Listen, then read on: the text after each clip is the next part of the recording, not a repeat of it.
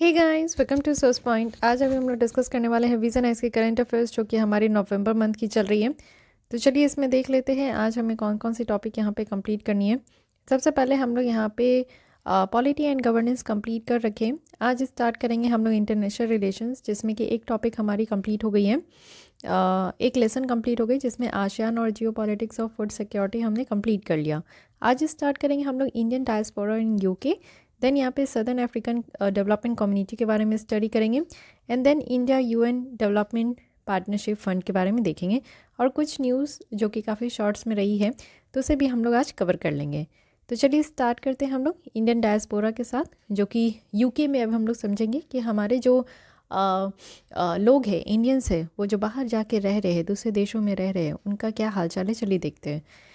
2022 में 130th anniversary जो कि दादा भाई नौरोजी की इलेक्शन का, वो भी हाउस ऑफ कॉमन्स में हुआ था, जो कि इनको फर्स्ट पर्सन कहा जाता है इंडियन ओरिजिन के जो कि हाउस ऑफ कॉमन्स में इलेक्ट हुए थे। तो इसलिए यहाँ पे 130th एनिवर्सरी इस चीज़ की सेलिब्रेट की जा रही है। इंडियन डायस्पोरा इन यूके की स्टेटस, कंट्रीब्यूशन और चैलेंजेस की अगर हम लोग बात करें तो सबसे पहले देखते हैं कि कितने पॉपुलेशन है। अगर हम लोग 2011 के सेंसस के अकॉर्डिंग देखें तो इंग्लैंड और वेल्स जो कि इंडियन ओरिजिन पीपल, अगर हम लोग यहाँ पे टोटल देखें तो 2.5% है यूके की ओवरऑल पॉपुलेशन का। इट मीन्स कि यूके की ओवरऑल पॉपुलेशन 100% है, तो इसमें से 2.5% सिर्फ इंडियंस ही है। तो आप लोग कह सकते हो कि अच्छे खासे हमारे इंडियंस जो है वो यूके में हैं।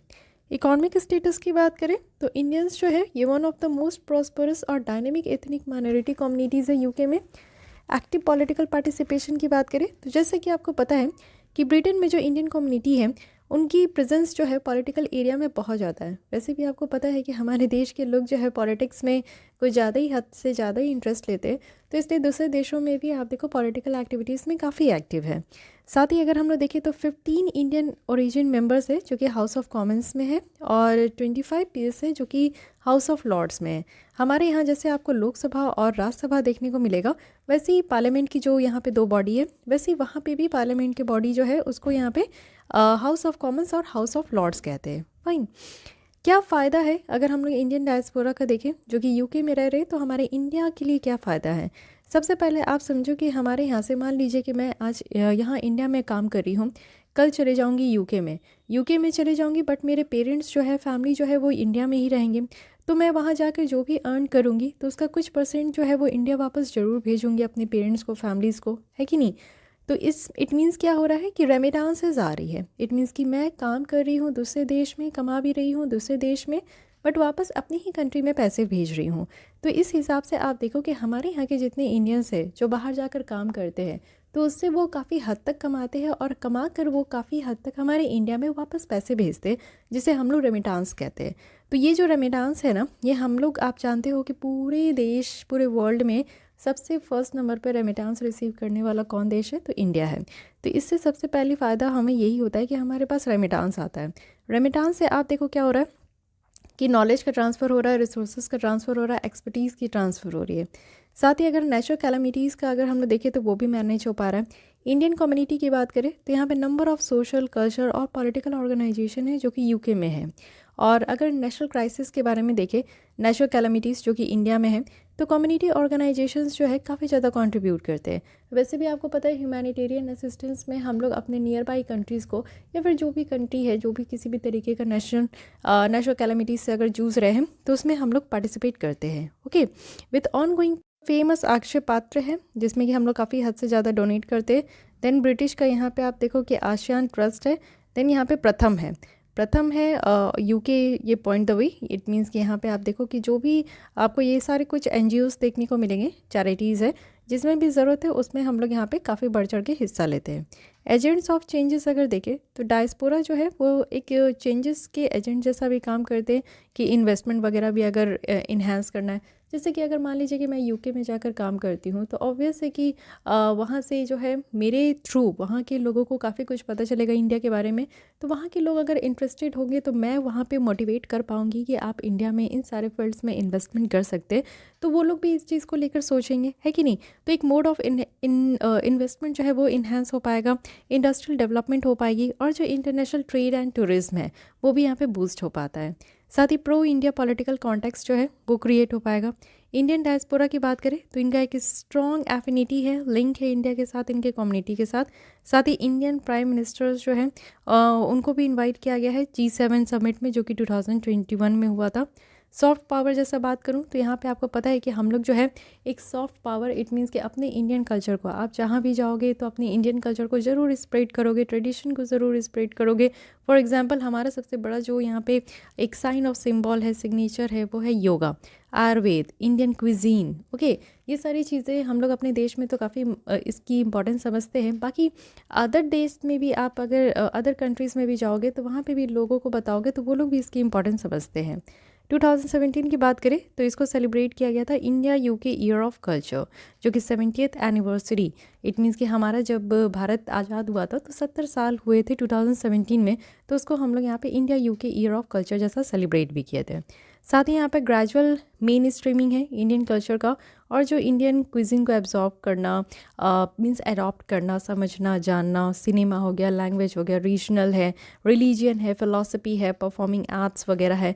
तो ये सारी चीज़ें ऐसी है जो कि डिफरेंट कंट्रीज़, यानी कि यूके की अगर हम लोग बात करें तो यूके में भी ये सारे एक्टिविटीज़ को परफॉर्म किया जाता है। तो ये सारे हम लोग ने यहाँ पे सिग्निफिकेंस देखा। बट डायस्पोरा जो कि दूसरे कंट्री में जाके रहते हैं तो उनको क्या क्या चैलेंजेस फेस करना पड़ता है। सबसे पहले आप देखो, डिस्क्रिमिनेटिव प्रैक्टिसेस होती ही है। आप बहुत सारी कंट्रीज़ में देखोगे कि रेसिस्ट नेचर के बहुत ज़्यादा लोग हैं। उसके अलावा आप देखो कि कॉलोनियल माइंडसेट भी है, तो ये सारे जो है डिस्क्रिमिनेशन, भेदभाव बहुत तरीके के उनको झेलना पड़ता है। साथ ही जो डिस्पैरिटी है, इट मीन्स कि आपको पता है कि वहाँ के किसी भी देश में आप चले जाओ तो वहाँ के अपने जो देश होते हैं, लोकल होते हैं, उनको ज़्यादा प्रायोरिटीज़ दिया जाता है एज़ कंपैरिजन टू जो आउटसाइडर होते हैं। तो एक डिस्पैरिटी देखने को मिलता है जॉब्स में, रेशियल एब्यूसेस तो होती ही है। और साथ ही आप देखो कि रिवीजन ऑफ वीज़ा नॉर्म्स, यानी कि पोस्ट जब ब्रेग्जिट हुआ, यूरोपियन यूनियन से ब्रिटेन जब बाहर निकला, तो उसके बाद आप देखो कि काफ़ी ज़्यादा रिफॉर्म्स भी हुए वीज़ा नॉर्म्स में, तो उसमें भी इंडियंस को काफ़ी प्रॉब्लम होती है। साथ ही लैक ऑफ रिप्रेजेंटेशन, जो कि लोकल पॉलिटिक्स में आपको देखने को मिलेगा मेयर लेवल पे, तो ये भी चीज़ें यहाँ पे होती है। उसके साथ ही इकोनॉमिक कंट्रीब्यूशन अगर आप देखोगे कि इंडियन डायस्पोरा का कितना है, तो देखिए इंडियन डायस्पोरा ओन कंपनीज़ जो है इसमें आपका टर्नओवर अगर देखें तो एटलीस्ट 100 के यूरोस है, 654 ऐसी कंपनी है। कंबाइंड रेवेन्यू अगर हम लोग देखें तो 36 बिलियन यूरो है। एम्प्लॉयर्स अगर आप देखोगे तो 1,74,000 से भी ज़्यादा है। कॉर्पोरेशन टैक्स में जो पे करते हैं वो 1 बिलियन यूरो प्लस है। इन्वेस्टर्स की अगर हम लोग बात करूँ, जो कि हम लोग यहाँ पे कैपिटल एक्सपेंडिचर से इन्वेस्ट किए हुए, तो 2 बिलियन यहाँ पे यूरो है। तो इस तरीके से आप लोग देख सकते हो, ठीक है, कि कितना हम लोग इकॉनमिक कंट्रीब्यूशन किए। गवर्नमेंट की क्या इनिशिएटिव है, ऐसा नहीं है। आपको पता है कि अभी जस्ट 9 जनवरी को हम लोग प्रवासी भारतीय दिवस सेलिब्रेट किए। इट मीन्स कि हम लोग एक ऐसा दिन भी रखे हैं starting of the year, every year, कि जिसमें कि हम लोग जो हमारे इंडियंस हैं लेकिन वो बाहर रहते हैं तो उनको हम लोग याद करते हैं। तो इसलिए आप देखो कि प्रवासी भारतीय दिवस जो है ये गवर्नमेंट के द्वारा 2003 में स्टार्ट किया गया, जिसमें कि जितने भी इंडियन कम्युनिटीज़ के लोग जो बाहर रहते हैं, इंडिया के डेवलपमेंट में कंट्रीब्यूट करते हैं, उनको यहाँ पे जो है पुरस्कृत किया जाता है। Ministry of overseas Indian affairs है, जिनको यहाँ पे मिनिस्ट्री ऑफ एक्सटर्नल अफेयर्स के साथ मर्ज कर दिया गया, जिससे क्या है कि इंडियन ओवरसीज़ जो इंडियन है जो बाहर जाके रहते हैं उनको इनक्रेज कर सके और उनको सपोर्ट प्रोवाइड कर सके। नो इंडिया प्रोग्राम है, ये 3 वीक की ओरिएंटेशन प्रोग्राम है डायस्पोरा यूथ के लिए, जो कि ऐसा देखा जा रहा है कि अवेयरनेस पॉइंट ऑफ व्यू से, इट मीन्स कि different facet of life in India है, उसमें आप देखो कि अवेयरनेस पॉइंट ऑफ व्यू से यहाँ पे जो है इस प्रोग्राम में नो इंडिया प्रोग्राम, कि अपने इंडिया को जानो, इसके लिए यहाँ पे लाया गया है। Social security agreement with foreign countries है, यहाँ पे इंडियन कम्युनिटीज़ जो भी बाहर रहते हैं उनको प्रोटेक्ट करने के लिए ये लाया गया है। अब इसके अलावा हम लोग देखते हैं क्या क्या वे फॉरवर्ड है, हमें और क्या करना चाहिए जिससे कि जो डायस्पोरा है उनके साथ हम लोग कनेक्टेड रहे और उनको सपोर्ट भी मिल सके। सबसे पहले जिस भी कंट्रीज़ में हमारे इंडियंस रहते हैं उस कंट्रीज़ के साथ हमारी जो बायलैटरल रिलेशनशिप है उसको और ज़्यादा स्ट्रेंथन करने की ज़रूरत है। इट मीन्स कि इंडिया यूके जो रिलेशनशिप है उसको इम्प्रूव करने की ज़रूरत है, जिससे क्या होगा, पीपल टू पीपल टाइज जो है वो इम्प्रूव हो पाएगा। फॉर इंस्टेंस अगर हम लोग देखें तो इससे बायलैटरल रिलेशनशिप जो है वो इम्प्रूव होगा, और इसके साथ आप देखो जो वीज़ा की प्रॉब्लम है वो हम लोग बेटर तरीके से नेविगेट कर पाएंगे। साथ ही जो प्रॉब्लम है ब्लू कॉलर जो वर्किंग ओवरसीज़ है, जो बाहर यहाँ पे ब्लू कॉलर जॉब कर रहे हैं, उनकी जो भी प्रॉब्लम है उसको हम लोग को एड्रेस करना चाहिए। इट मीन्स कि एक स्टैंडर्ड लेबर एक्सपोर्ट एग्रीमेंट के साथ नेगोशिएट करने की ज़रूरत है और हम लोग को मॉनिटर करने की ज़रूरत है, सुपरवाइज़ करने की ज़रूरत है जो भी हमारे ओवरसीज़ वर्कर हैं, और कॉपरेशन भी यहाँ पे करने की ज़रूरत है सेंट्रल और स्टेट गवर्नमेंट को, जिससे कि इफ़ेक्टिव तरीके से हम लोग यहाँ पे जो लोकल प्रॉब्लम्स है एनआरआई के द्वारा जो फेस किया जा रहा है उसको हम लोग हैंडल कर सके। साथ ही यहाँ पे इकोनॉमिक लेवल पे डायस्पोरा के साथ कनेक्ट होने की ज़रूरत है। देखिए डायस्पोरिक जो प्रोफेशनल्स है वो यहाँ पे सीनियर पोजीशन में काम करते हैं मैन्युफैक्चरिंग इंडस्ट्री में, तो इससे पे क्या हो पाएगा कि हम लोग इंडिया को प्रमोट कर पाएंगे एक इम्पॉर्टेंट डेस्टिनेशन के जैसा। और साथ ही साथ अगर हम लोग देखें तो गवर्नमेंट जो है उनको यहाँ पे हम लोग कंसीडर कर पाएंगे कि स्पेशल इंफ्रास्ट्रक्चर बॉन्ड्स जैसा कि यहाँ पे लेकर आए जो कि एनआरआई और जो पीआईओ इन्वेस्टमेंट है उसको अट्रैक्ट कर सके। साथ ही Indian council for cultural relation है, इससे क्या है कि हम लोग यहाँ पे रिलेशनशिप जो है उसको और ज़्यादा डिपेंड कर सके विद डायस्पोरा, जिससे कि जो स्कोप है एक्टिविटीज़ है कल्चर सेंटर्स का उसको हम लोग यहाँ पे और एक्सपेंड कर सके। और एक हमें क्या करने की ज़रूरत है, एक प्रवासी भारतीय भवन हम लोग को इस्टेब्लिश करने की ज़रूरत है। इससे क्या हो पाएगा कि जो हिस्ट्री है और जो अचीवमेंट है हमारे डायस्पोरा का, जो भी इंडियंस जो बाहर जाकर कुछ अचीव कर पा रहे हैं, जो हिस्ट्री क्रिएट कर पा रहे हैं, डेवलपमेंट कर रहे हैं हमारे इंडिया के लिए, उनके लिए एक भवन बनाना चाहिए। इट मीन्स कि उनकी याद में वो सारी चीज़ें वहाँ पे होनी चाहिए। इससे क्या होगा कि एक स्ट्रॉन्ग लिंक बन पाएगा हमारे देश का और डायस्पोरा का। तो ये काम भी करना ज़रूरी है जिससे कि लोग जो है और कनेक्टिविटी के साथ फील कर सके, है कि नहीं। बात हुई थी दादा भाई नौरोजी के बारे में, तो चलिए इनके बारे में कुछ फैक्ट्स एंड फिगर समझते हैं। दादा भाई नौरोजी और बॉम्बे पारसी ऑरिजिन जो कि फर्स्ट इंडियन थे जो कि यहाँ पे ब्रिटेन का जो पार्लियामेंट है उसमें इलेक्ट हुए थे। इनका कंट्रीब्यूशन है कि दादा भाई नौरोजी जो है वो की प्रोपोनेंट है जो ड्रेन थ्योरी।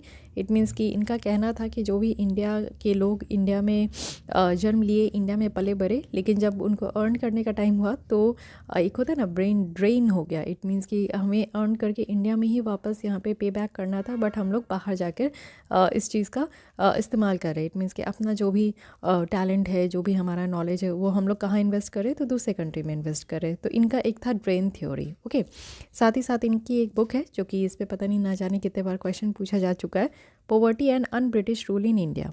साथ ही ये फाउंडर भी रहे, एडिटर भी रहे, जो जर्नल रेस्ट गॉफ्टर इन बॉम्बे में है। साथ ही आप देखो कि ये कांग्रेस प्रेसिडेंट भी रहे हैं 3 बार, 1886, 1893 और 1906 में। नौरोजी की बात करें तो इनके द्वारा जो है द लंदन इंडियन सोसाइटी भी फाउंड किया गया, और नौरोजी के द्वारा आप देखो कि एक पाइवटल रोल भी प्ले किया गया फ्यूचर मॉडरेट जो है उनको मॉनिटर करने के लिए। नौरोजी के द्वारा आप देखो कि अंडरडॉग हो गया for women, for elderly, for Irish, और इनके लिए इन्होंने काफ़ी हद तक बोला है। साथ ही जो हाउस ऑफ लॉर्ड्स है ब्रिटेन में, उनको एबॉलिश करने के लिए भी इनकी एक मांग थी। तो ये एक बेसिक फैक्ट्स एंड फिगर्स है, क्योंकि आप देखते हो कि पर्सनालिटीज़ के ऊपर भी यूपीएससी प्रीलिम्स में क्वेश्चन बन जाते हैं। Okay, so guys this is all about Indian diaspora in UK. I hope you like this lesson, और इससे आपको काफ़ी कुछ न्यू जानकारी मिली होगी, न्यू इन्फो एंड इन्फॉर्मेशंस आपको मिले होंगे। तो यूके के जितने भी डायस्पोरा रहते हैं उनके स्टेटस, कॉन्ट्रीब्यूशंस एंड चैलेंजेस के बारे में हमने देखा। नेक्स्ट हम लोग गवर्नमेंट स्कीम्स के बारे में देखें कि how to connect with diaspora, और साथ ही साथ वे फॉरवर्ड भी। Okay, coming to the next article जो कि है सदर्न अफ्रीकन डेवलपमेंट कम्युनिटी। तो इसके बारे में समझते हैं कि रिसेंटली क्या हुआ है कि CII EXIM bank regional conclave है ऑन इंडिया सदर्न जो अफ्रीका ग्रोथ पार्टनरशिप है ये हुआ। तो इसलिए हम लोग इसके बारे में समझते हैं। सबसे पहले इसका नेचर क्या है, तो इंटर गवर्नमेंटल ऑर्गेनाइजेशन है। मेंबर कितने हैं, तो 16 अफ्रीकन कंट्रीज़ है। ओरिजिन की अगर हम लोग बात करें तो 1980 में ये निकल कर आया। SADC की कंट्रीज़ की अगर हम लोग बात करें तो इसमें देखिए कौन कौन सी कंट्रीज़ है। अफ्रीका की यहाँ पे सारी आपको अधिकतर देखने को मिलेगा ही। यहाँ पे डेमोक्रेटिक पब्लिक ऑफ कॉन्गो है, Tanzania, Malawi, Zambia, Angola, Namibia, Botswana, okay, Madagascar. तो ये सारे कंट्रीज़ हैं। साथ ही गोल ऑफ SADC के बारे में बात करें तो फर्दर यहाँ पे सोशो इकोनॉमिक कोऑपरेशन है, यहाँ पे बढ़ाना है। साथ ही पॉलिटिकल और जो सिक्योरिटी कोऑपरेशन है उसको भी इंटीग्रेट करके चलना है। अगर टोटल SADC कॉन्स्टिट्यूट अगर हम लोग देखें तो 35% अफ्रीकन लैंड एरिया ये कॉन्स्टिट्यूट करता है, 28% अफ्रीकन पॉपुलेशन और 28% अफ्रीकन GDP। ओके, साथ ही अगर हम लोग देखें तो यहाँ पे आप लोग देख सकते हो कि इंडिया और SADC इकोनॉमिक रिलेशन, तो हम लोग यहाँ पे एक मेमोरेंडम ऑफ अंडरस्टैंडिंग साइन किए थे इकोनॉमिक कोऑपरेशन को लेकर। और इंडिया का जो टोटल ट्रेड है वो यहाँ पे आप देखो 13 बिलियन डॉलर तक का भी है। की इंपोर्ट हम लोग क्या क्या इंपोर्ट करते हैं इस कंट्री से, तो pearl, precious stones, metals, mineral fuels, oils है। और एक्सपोर्ट हम लोग क्या क्या करते हैं इन कंट्रीज़ में, तो मिनरल फ्यूल्स, फार्मास्यूटिकल प्रोडक्ट्स है। इंडिया की ट्रेड डेफिसिट अगर हम लोग देखें तो इसको रिकॉर्ड किया गया है। इट मीन्स कि हम लोग इस कंट्री से इंपोर्ट बहुत ज़्यादा करते हैं लेकिन एक्सपोर्ट बहुत कम करते हैं, तो हम लोग अभी भी यहाँ पे डेफिसिट में चल रहे हैं। तो डेफिसिट 2021 में कितना था, तो 5.4 बिलियन डॉलर तक का था। साउथ अफ्रीका की बात करें तो यहाँ पे 47% इंडिया का टोटल एक्सपोर्ट था इस रीजन में। फाइन, लेकिन हमें ये समझिए कि इस रीजन के साथ हमें इंगेज होने का क्या मतलब कि हमें ज़रूरत पड़ा। तो सबसे पहले critical minerals, southern Africa reason की अगर हम लोग बात करें तो रिचली इंडोर्ड है लिथियम, ग्रेफाइट, कोबाल्ट, निकल, कॉपर और रेयर अर्थ मिनरल्स में। सदर्न अफ्रीका रीजन की बात करें तो काफ़ी रिच है लिथियम, ग्रेफाइट, कोबाल्ट, निकल, कॉपर और रेयर अर्थ मिनरल्स में। और ये सारे जो एसेंशियल्स है ये ग्लोबल ग्रीन इकॉनमी बनाने के लिए काफ़ी ज़्यादा इंपॉर्टेंट होंगे फॉर कमिंग फ्यूचर्स। एंड इसमें आप देखोगे कि न्यू मार्केट अपॉर्चुनिटीज़ भी है कि नेट जीरो जो ट्रांजिशंस की बात की जाती है वो हम लोग यहाँ से अचीव कर सकते हैं। साथ ही चाइना की जो मोनोपोली है उसको भी हम लोग रोक सकते हैं। जैसे कि आपको पता है कि चाइना जो है हर एक कंट्रीज़ में जाके ह्यूज इन्वेस्टमेंट करता है और उसके बाद उस कंट्रीज़ को अपने डेट ट्रैप में फंसा लेता है। तो इसलिए हमारा जो चाइना का मोनोपोली है उसको भी हम लोग प्रिवेंट कर पाएंगे। वर्ल्ड का जो रेयर अर्थ एलिमेंट्स है ये लार्जली कंट्रोल किया गया है चाइना के द्वारा। तो इसलिए जिस तरीके से डिमांड बढ़ते जा रहा है और जो चाइना का रिस्क है कि वो इंडस्ट्री इस तरीके का जो मिनरल इंडस्ट्री है उसमें वो मोनोपोली क्रिएट कर सकता है, तो उसको हम लोग रोक पाएंगे। और अफ्रीका आपको पता है कि एक अच्छा ऑल्टरनेटिव सोर्स भी है। साथ ही साथ अगर हम लोग देखें मैरीटाइम सिक्योरिटी का, तो क्योंकि लार्ज कोस्ट लाइन है यहाँ पे अफ्रीकन कॉन्टिनेंट्स का, तो इससे क्या है कि एक हम लोग को इंश्योर करना होगा सेफ़ और सिक्योर मैरीटाइम इन्वायरमेंट, स्पेशली जो इंडियन ओशन वाला रीजन है। उसके बाद साउथ साउथ कॉपरेशन की बात करें तो जैसे कि डाइवर्सिफिकेशन यहाँ पे इंक्रीज़ हो रहा है इंडिया का global trade other developing countries के साथ, तो SADC जो है वो भी एक इम्पॉर्टेंट ट्रेडिंग पार्टनर्स जो है वो निकल कर आए हैं। इन्वेस्टमेंट का अपॉर्चुनिटी भी आप देख सकते हो कि अगर हम लोग इस कंट्रीज़ के साथ हाथ मिलाते हैं तो हम लोग जो है ज़्यादा से ज़्यादा इन्वेस्टमेंट कर पाएंगे। इकोनॉमिक सेक्टर में हो गया जैसे कि ट्रांसपोर्ट है, एनर्जी है, ICT है, हेल्थ केयर, एजुकेशन है। इकोनॉमिक सस्टेनेबिलिटी की अगर हम लोग बात करें तो जिस तरीके से private sector investment scale up होते जा रहा है तो उससे एक बेटर डेट सस्टेनेबिलिटी जो है वो हम लोग इंश्योर कर पाएंगे। फाइन, चैलेंजेस अगर हम लोग देखें कि इंडिया का इंगेजमेंट जो हम लोग इन सारे कंट्रीज़ के साथ हम लोग बढ़ा रहे तो फिर हमें क्या परेशानी होगी। सबसे पहले आप देखो कि पुअर गवर्नेंस सिस्टम है, करप्शन बहुत बढ़ के निकल रहा है, मिसमैनेजमेंट है, वायलेंस है, इनसफिशिएंट इंफ्रास्ट्रक्चर भी है, पुअर गवर्नमेंट सर्विसेज है, जिसके कारण आप देख सकते हो कि जो रिस्क है बिजनेस का वो काफ़ी हद तक बढ़ चुका है। इट मीन्स कि गवर्नेंस जो पॉलिसी है वो सही नहीं है। चाइना की चैलेंजेस की अगर हम लोग बात करें तो चाइना की जो स्ट्रैटेजिक अप्रोच है, कंसिस्टेंसी है, डीपर मार्केट पॉकेट है, टेक्नोलॉजिकल कैपेसिटी है, तो ये सब कुछ ऐसे टैलेंट्स है चाइना के पास जिसके कारण चाइना किसी भी कंट्री के ऊपर कुछ ऐसे चैलेंजेस है जो कि चाइना, जो कि आप जानते हो कि ईजिली किसी भी कंट्रीज़ के ऊपर अपना दबदबा बना के रखता है। साथ ही क्लियर स्ट्रैटेजी की कमी है। इंडियन डेवलपमेंट की बात करें तो इससे आप देखो कि एक लार्ज डेवलपमेंट गोल को जो है अचीव करने में थोड़ा सा प्रॉब्लम हो सकता है क्योंकि हमारे पास एक क्लियर स्ट्रैटेजी है नहीं, चाहे वो फूड को लेकर हो, हेल्थ सिक्योरिटी को लेकर हो, एजुकेशन फॉर ऑल हो या फिर क्लीन एनर्जी हो। इस फील्ड में इन सारे सेक्टर्स में हम लोग काम कैसे करें और एक बेटर कॉपरेशन के लिए हम लोग कैसे स्ट्रैटेजी बनाएं वो अभी तक यहाँ पे क्लियर नहीं है। डाइवर्सिटी की अगर आप बात करो तो आप देख सकते हो मल्टीपल कल्चर है, नंबर ऑफ़ डिफरेंट लैंग्वेजेस है जो कि साउथ अफ्रीका में बोला जाता है। इट मीन्स कि अगर हम लोग देखें तो लोकल लैंग्वेज की भी कमी नहीं है, तो इस बेसिस पे भी आप लोग देखो डाइवर्सिटी बहुत ज़्यादा है, तो इस चीज़ को भी टैकल करना एक डिफरेंट लेवल भी है, डिफ़िकल्ट लेवल ही है। स्किल्ड लेबर की अगर हम लोग बात करें, क्योंकि आप देखो कि एक पब्लिक एजुकेशन सिस्टम का पुअर स्टेट है, तो स्किल लेबर जो है ये काफ़ी डिफ़िकल्ट हो जाता है कि हम लोग बहुत सारे टेक्निकल और प्रोफेशनल सेगमेंट्स में इसको फाइंड आउट कर सकें। तो देखिए स्किल होना बहुत ज़्यादा ज़रूरी है, तभी एक अच्छे जगह पे काम बेटर तरीके से कर पाएंगे। साथ ही फॉरेन कंट्रोल की बात करें तो ये भी लिमिट्स है। फॉर एग्जांपल आप देखो साउथ अफ्रीका एक broad based black economic empowerment act 2013 का, जिसमें ये कहा गया है कि कंपनी की जो ओनरशिप है उसका लेवल को यहाँ पे ज़रूरत है कि एक लेबलिंग करे, पार्टिसिपेशन करे by black South Africans countries के द्वारा। तो ये भी एक है कि फॉरेन कंट्रोल जो है उसके ऊपर भी लिमिट लगा हुआ है। तो ये कुछ ऐसे चैलेंजेस है जिससे कि हम लोग देख सकते हैं कि आगे आने वाले दिनों में ये सारे जो साउथ अफ्रीका के कंट्रीज़ है, अफ्रीकन कॉन्टिनेंट के कंट्रीज़ है, उनके साथ हम लोग अगर यहाँ पे आगे बढ़ते हैं तो हमें ये सारी कठिनाइयों का सामना करना पड़ सकता है। लेकिन हाँ, एग्जिम बैंक के द्वारा यहाँ पे प्रपोज़ किया गया है कुछ स्ट्रैटेजीज़, जिससे कि हम लोग इन सारे कंट्रीज़ के साथ अपनी इंगेजमेंट को और बेटर कर सकते हैं। सबसे पहले स्ट्रैटेजिक अलायंस करना, जो क्रिटिकल मिनरल्स है ना, उसके साथ हम लोग एक एक्सप्लोरेशन एक्टिविटीज़ कर सकते हैं, जिससे कि एक स्ट्रैटेजिक इन्वेस्टमेंट इस्टेब्लिश कर सके। साथ ही मैन्युफैक्चरिंग वैल्यू चेन को डेवलप करना, ये सारे इंडस्ट्रियलाइजेशन स्ट्रेटजी है, रोड मैप्स है, जिसका एम है कि कैसे एक्सपोर्ट्स वगैरह को हम लोग यहाँ पे बढ़ाएं, मैन्युफैक्चर्ड एक्सपोर्ट्स को बढ़ाएं। एटलीस्ट 50% तो हम लोग को 2030 तक बढ़ाना ही है। साथ ही हम लोग जो सर्कुलैरिटी है अफ्रीका की माइनिंग सेक्टर में, उसको कैसे इंक्रीज़ करें। इट मीन्स कि हम लोग वाटर सेविंग टेक्नोलॉजीज़ को कैसे यूज़ करें, रिन्यूएबल एनर्जी सॉल्यूशन प्रोवाइड करना, रीपर्पस करना जो वेस्ट रॉक है, रिहैबिलिट करना जो माइंस वगैरह है, रिसाइकिल करना, रीयूज़ करना जो व्हीकल पार्ट्स है। ओके, साथ ही एक्सेस अगर आप देखो तो ट्रेड फाइनेंस का करना, जो कि साउथ अफ्रीका में है। इसके लिए आप देख सकते हो कि रिस्क पार्टिसिपेशन भी है, ट्रांजैक्शन गारंटी एग्रीमेंट भी है, जिससे कि हम लोग नॉन ट्रेडिशनल जो बैंक्स वगैरह को कंफर्म करना होता है उसको सपोर्ट कर सके इमर्जिंग मार्केट के थ्रू। साथ ही मैरीटाइम और डिफेंस कॉपरेशन की भी बात की जाती है कि इंडिया एक ऐसा इमर्जिंग और लीडिंग डिफेंस एक्सपोर्टर है आगे आने वाले सालों में। तो इससे क्या है कि अफ्रीका की जो मैरीटाइम एरोस्पेस और डिफेंस रिक्वायरमेंट है उसको भी हम लोग फुलफ़िल कर सकते हैं। और सिप्री इंटरनेशनल की रिपोर्ट के अकॉर्डिंग आप देख सकते हो कि India 23rd largest defence exporter रहा है, वो भी 2017 से लेकर 21 तक।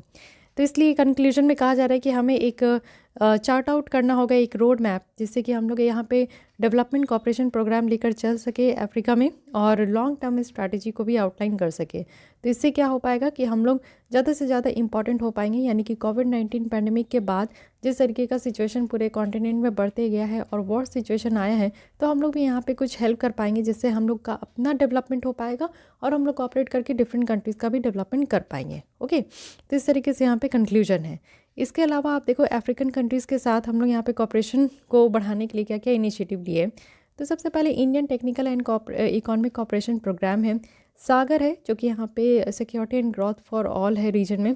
एशिया अफ्रीका ग्रोथ कॉरिडोर है, ठीक है, इसको लॉन्च किया गया है इंडिया के द्वारा। और इंडिया अफ्रीका डिफेंस डायलॉग भी है। साथ ही इनिशिएटिव है जो कि एग्जिम बैंक के द्वारा यहाँ पे है। ह्यूमैनिटेरियन एड है, इंडिया के द्वारा यहाँ पे अफ्रीकन कंट्रीज़ को भी मदद किया गया है by providing food, essential medicines, vaccines. साथ ही गाइडिंग प्रिंसिपल की बात करें तो 2018 में जो प्राइम मिनिस्टर हैं उनके द्वारा यहाँ पे गाइडिंग प्रिंसिपल रखा गया है इंडिया अफ्रीका इंगेजमेंट को लेकर। सो ये सारी पूरी बातें रही इस टॉपिक के बारे में। इंडिया और हम लोग ने यहाँ पे देखा SADC, इट मीन्स कि सदर्न अफ्रीकन जो डेवलपमेंट कम्युनिटी है उसके साथ हमारी यहाँ पे बॉन्डिंग कैसी है, और इस ऑर्गेनाइजेशन को बनाने का फंडा क्या था, इसका एम क्या है, और इसके साथ हम लोग मिलकर किस तरीके से काम कर पा रहे हैं, अफ्रीकन कॉन्टिनेंट हमारे लिए कितना ज़्यादा ज़रूरी है और इससे हमें क्या क्या फ़ायदा हो रहा है। तो ये सारी चीज़ें हम लोग यहाँ पर देख चुके हैं। ओके, अब एक फ़ंड के बारे में देखते हैं जो कि India United nation development partnership fund है। एक्चुअली 5 साल साउथ साउथ कॉपरेशन का पूरा हो चुका है। तो इसमें आप लोग देख सकते हो कि यूनाइटेड नेशन सिस्टम पार्टनरशिप है, sustainability, equality, 17 sustainable development goals को एड्रेस करना, नेशनल ओनरशिप और लीडरशिप है। साथ ही नो कंडीशनैलिटी है, गवर्नमेंट टू गवर्नमेंट है, spirits of South South and triangular cooperation है, म्यूचुअल बेनिफिट है। तो ये सब आप लोग देख सकते हो कि इंडिया और United nation development partnership fund का यहाँ पे पूरा फंडा है। ओके, साथ ही अगर हम लोग देखें तो यहाँ पे क्या है कि 42% लैटिन अमेरिकन और कैरेबियन कंट्रीज़ है, 23% अफ्रीका है और 32% एशिया और पैसिफिक है। ओके, साउथ साउथ कॉपरेशन कहने का मतलब है कि टेक्निकल कॉपरेशन, जितनी भी डेवलपिंग कंट्रीज़ है ना ग्लोबल साउथ में, ये सारे साउथ में आते हैं। ठीक है, यहाँ से आपका इक्वेटर पास होता है। तो साउथ में जितनी भी कंट्रीज़ है एक दूसरे को टेक्निकली सपोर्ट करना। अदर भी देख सकते हो, नॉर्थ साउथ कॉपरेशन भी है, साथ ही साथ यहाँ पे ट्रायंगुलर कॉपरेशन भी चलता है, जिसमें 3 एक्टर है, 2 आपका साउथ से है, एक आपका नॉर्थ से है। ठीक है, तो इसको भी आप लोग को समझना है। This is not as much important, तो इसलिए मैं इस टॉपिक को इतना ज़्यादा और डीपली नहीं स्टडी करवाऊँगी। अब आते हैं न्यूज़ इन शॉर्ट्स, जो कि है फ्रेंड शोरिंग। फ्रेंड शोरिंग कहने का मतलब है कि यूएस की जो ट्रेजरी सेक्रेटरी है वो यहाँ पे फ्रेंड शोरिंग के लिए ही यहाँ पे आपका आगे बढ़ चुका है इंडिया के लिए। फ्रेंड शोरिंग है जो कि यहाँ पे यूएस के द्वारा कहा जाता है। इसका मतलब है कि ग्लोबल सप्लाई चेन जो है, एक्सटर्नल डिसरप्शन और इकोनॉमिक कोर्शन के बावजूद भी इंसुलेट करना। हम लोग देख रहे हैं कोविड-19 पैंडेमिक में जो ग्लोबल सप्लाई चेन है वो काफ़ी ज़्यादा डिसरप्ट हो गया, लेकिन इसके आगे चलकर अभी अगर हम लोग पोस्ट पैंडेमिक देखें तो सिचुएशन इज़ अंडर कंट्रोल। तो आइडिया जो है वो ग्रुप ऑफ कंट्रीज़ का है जो कि शेयर्ड वैल्यूज़ के साथ चल रहे हैं। कुछ सेक्टर्स है जो कि यहाँ पे आप देख सकते हो, सेमीकंडक्टर इंडस्ट्री हो गए, ग्रीन एनर्जी है, साथ ही टेलीकम्युनिकेशन है, मिनरल इंडस्ट्रीज़ है। तो ये सब मिलकर यहाँ पे फ्रेंड शोरिंग में आ रहे हैं। सिग्निफिकेंस इससे यही है कि कुछ नेशंस को जो कि अनफेयर लिवरेज मिलता है, यानी कि जिस तरीके का मार्केट पोजीशन है इससे कुछ कंट्रीज़ को ज़्यादा फ़ायदा मिलता है, कुछ कंट्रीज़ को कम फ़ायदा मिलता है। तो इससे यहाँ पे नहीं ऐसा नहीं हो पाएगा, सबको इक्वल यहाँ पे मिल पाएगा। ओके, साथ ही आप देखो ऑफ शोरिंग भी है, रीशोरिंग भी है। तो ऑफ शोरिंग कहने का मतलब है कि कंट्रीज़ जो कि यहाँ पे मैन्युफैक्चरिंग से शिफ्ट हो चुका है, यानी कि वैसी कंट्रीज़ जो कि जहाँ पे चीप लेबर आपको देखने को मिलेगा वो ऑफ शोरिंग हो गया। रीशोरिंग करने का मतलब है कि कंट्रीज़ जो कि प्रोडक्शन वापस से अपने घर पे ले आए, यानी कि जो प्रोडक्शंस हो रहा है वो वापस से उसी कंट्री में हो रहा है जहाँ से रॉ मटेरियल्स निकल रहा है, तो उसको रीशोरिंग कहते हैं। China India ocean region forum है, तो चाइना के द्वारा यहाँ पे पहली बार China India ocean region forum लाया गया, जिसमें 19 कंट्रीज़ है इस रीजन से, सारे इंडिया के नेबर्स है लेकिन इंडिया के अलावा। ओके, तो ये भी इतना ज़्यादा इंपॉर्टेंट नहीं है। उसके बाद इंडो पैसिफिक रीजनल डायलॉग जो कि 2022 का है, तो इसमें आप देख सकते हो कि ये एक apex level international annual conference है इंडियन नेवी का, और यहाँ पे क्या है कि कुछ आइडियाज़ को एक्सचेंज करना, इस तरीके का काम है। साथ ही यहाँ पे 1.5 इवेंट को ट्रैक करना और रिप्रेजेंटेशन जो कि गवर्नमेंट और नॉन गवर्नमेंट एजेंसी से यहाँ पे भी देखने को मिलेगा। करेंसी मॉनिटरिंग लिस्ट अगर देखें तो यूएस डिपार्टमेंट ऑफ ट्रेजरी है जिनके द्वारा इंडिया को उनके करेंसी मॉनिटरिंग लिस्ट से रिमूव किया गया। ये एक लेवल है जो कि यूएस गवर्नमेंट के द्वारा कंट्रीज़ को दी जाती है, और एक इकॉनमी है जिसमें कि 2 of 3 क्राइटेरिया जो है वो यहाँ पे आपको देखने को मिलेगा। एक तो सिग्निफिकेंट बायलेटरल ट्रेड सरप्लस है, हमारा जो है यूएस के साथ ट्रेड सरप्लस है। दूसरा है कि मटेरियल करंट अकाउंट सरप्लस है, ठीक है। साथ ही परसिस्टेंट है, वन साइडेड इंटरवेंशन है।